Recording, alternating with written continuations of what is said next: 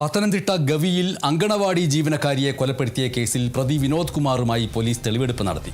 കനത്ത സുരക്ഷയിലായിരുന്നു തെളിവെടുപ്പ്. യുവതിയെ കഴുത്ത് ഞെരിച്ച് വെള്ളത്തിൽ മുക്കി കൊലപ്പെടുത്തിയെന്നാണ് പ്രതിയുടെ മൊഴി.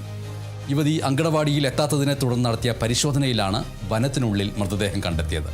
കൊലപാതക ശേഷം രക്ഷപ്പെടാൻ ശ്രമിച്ച പ്രതിയെ വനപാലകർ കസ്റ്റഡിയിലെടുക്കുകയായിരുന്നു.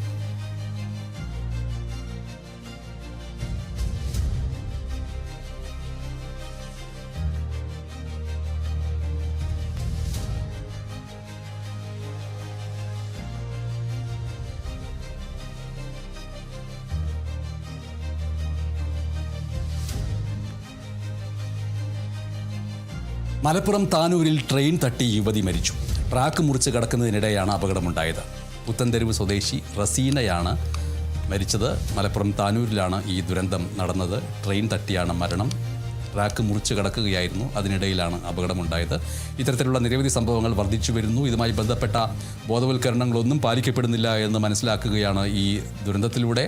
പുത്തൻതെരുവ് സ്വദേശി റസീനയാണ് ഇങ്ങനെ ട്രാക്ക് മുറിച്ച് കടക്കുന്നതിനിടെ അപകടത്തിൽപ്പെട്ട് ട്രെയിൻ തട്ടി മരിക്കാനിടയായത്.